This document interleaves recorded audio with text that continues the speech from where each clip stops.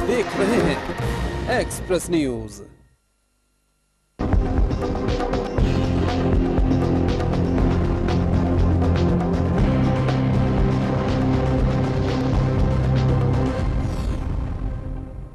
अस्सलाम वालेकुम, you're watching Point Blank with Lukman. मेरा नाम मुबशर लुकमान है। आज लंदन के अंदर हम MQM के कायदे तहरीक अल्ताफ हुसैन साहब के साथ हैं और उनसे मैंने करनी है बड़ी खास बातें।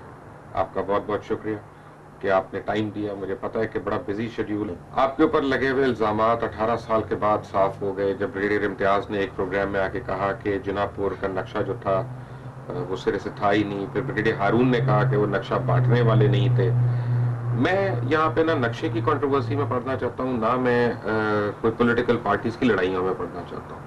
मैं जरा MQM को समझना चाह रहा हूँ कि MQM की जरूरत क्या पड़ी बनाने की। और जब आप आए, मसलन आपका, अगर मैं, आप मेरी बात का बुरा तो नहीं बनाएंगे? मैं लो मिडिल क्लास से, लो मिडिल क्लास से आप लोग सार उठाते हुए ऊपर आ गए, बड़े बड़ों को आपने चैलेंज कर दिया, इतने इल्जामात भी लगे, ये सफर तय करने की नौबत क्यों पड़ी? मुबशर भाई, ये तो इतनी तवील दास्तान है कि उसकी तफसील में जाना इस मुख्तसर वक्त में, क्योंकि टाइम कंस्ट्रेंट्स होते हैं हर किसी के, बहुत मुश्किल है। लेकिन बुनियादी तौर पर मैं चलता हूँ जितनी जल्दी मैं बता सकूँ कि जामिया कराची में जब मैंने कदम रखा तो मैंने वहाँ पे मुख्तलिफ जमातों को बैनर्स देखे। Punjabi students organisation, Baloch students organisation, GS Sindh students federation, Baloch students organisation, Gilgit student federation, Saraiki student federation वगैरह वगैरह। इसके अलावा इस्लामी जमीयत तलबा और Pakistan liberal students, progressive students organisations. तो मैंने कहा कि ये बात तो मेरी समझ में आती है कि ये मुख्तलिफ निज़ामों पर, सिस्टम्स पर जो पार्टियां हैं, लेकिन ये इलाकाई पार्टियां वगैरह जो हैं, ये इसका क्या ज़रूरत है जामिया कराची में। तो इसका अंदाज़ा उस वक्त हुआ कि जब मैंने कराची में, क्योंकि हमारा घर जो है वो बहुत छोटा था और छोटा है आज भी, उसमें पूरी फैमिली रहती थी और मैं फार्मेसी का स्टूडेंट था। तो मुझे चाहिए था एक हॉस्टल कि मैं वहाँ बैठ के अपने स्टडी कर सकूँ। तो जब मैं हॉस्टल लेने गया तो मालूम यह हुआ कि हॉस्टल्स बटे हुए हैं एथनिक बुनियादों पर और रिलीजियस और नॉन रिलीजियस बुनियादों पर। तो मुझे बड़ा ताज्जुब हुआ।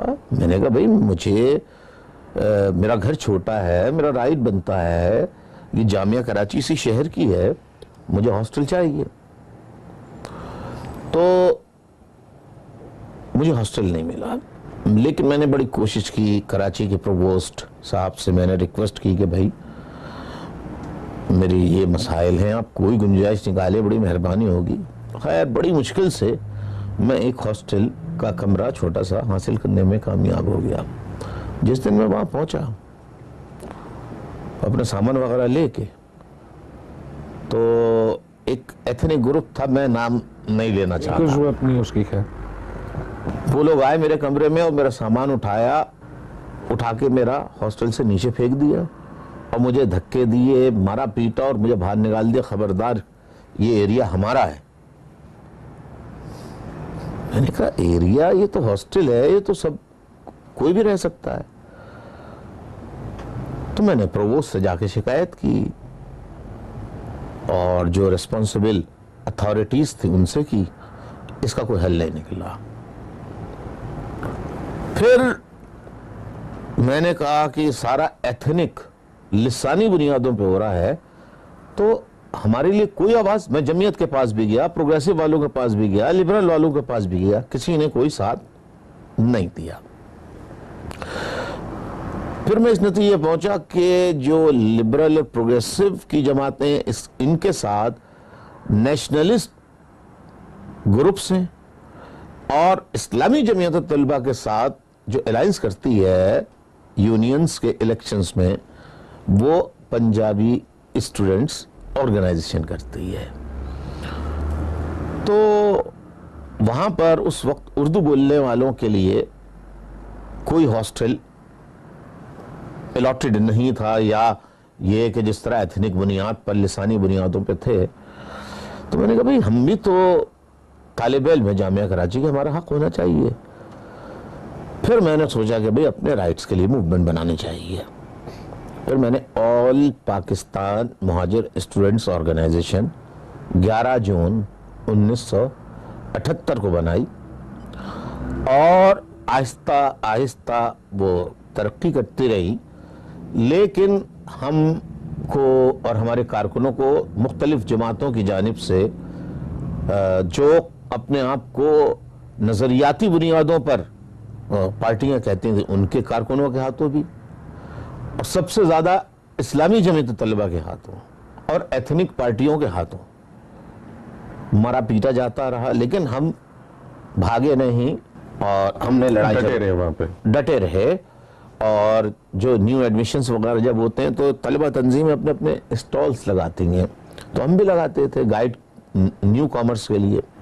एक साल गुजर गया, 78, 79 में मुझे ज़ियाउल हक उस वक्त दौरे हुकूमत में थे, यानी मार्शल्लाह एडमिनिस्ट्रेटर थे, चीफ ऑफ आर्मी स्टाफ थे, और मार्शल उन्होंने इम्पोज किया हुआ था।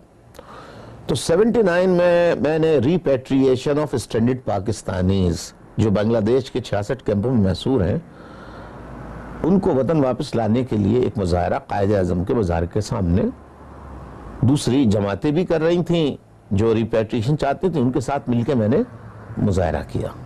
मुझे वहां से गिरफ्तार कर लिया गया, और ये आपकी पहली गिरफ्तारी थी? 14 अगस्त 1979, और मेरा ट्रायल जनरल ज़ियाउल हक की फौजी अदालत समरी मिलिट्री कोर्ट में चला। अच्छा, वो समरी मिलिट्री कोर्ट में का मुझे तजर्बा तो था नहीं, इससे पहले किसी कोर्ट का तजर्बा था, क्योंकि हमारे यहाँ कोई सियासत में नहीं था। लेकिन कोर्ट में बहरहाल सुना था कि वकीलों को बोलने दिया जाता है, बहस होती है, मुबाहिसा। वहाँ ऐसा कोई चक्कर नहीं था, वहाँ कोई वकील आप नहीं रख सकते थे। वहाँ जो अपॉइंटेड होता है, जो जज बैठा हुआ है, चाहे वो मेजर रैंक का हो, कर्नल रैंक का हो, ब्रिगेडियर रैंक का हो, किसी भी रैंक का हो, उसकी सवाबदीद है, उसकी सवाबदीद है। वो जो सवाल पूछे आप जवाब दें, वगैरह वगैरह। तो वहाँ पे मुखबिर्स जो होते हैं, मुखबिर इन्फॉर्मर्स, उनको लाया गया और मुझ पे झूठे झूठे इल्ज़ाम लगाए गए कि अल्ताफ हुसैन पोल के ऊपर चढ़ा कायदे आज़म के मज़ार के बिल्कुल सामने, और इसने पाकिस्तान के झंडे को नीचे किया और उसके ऊपर काला पोल पे चढ़ के झंडा लगा दिया। अच्छा, हम अंदर गए ही नहीं थे, हमने तो कायदे आज़म के मज़ार की जो बाउंड्री है उसके बाहर मुजाहरा किया था। तो मैंने अदालत से कहा हम तो अंदर गए नहीं, तो मुझे डांट पड़ी, आप खामोश रहे। फिर दूसरे मैंने कहा कि सर एक बात करने की और इजाजत दीजिए कि पोल पे चढ़ना, पहली बात तो ये मुझे पोल पे चढ़ना ही नहीं आता, तो मैं पोल पे कैसे चढ़ूंगा।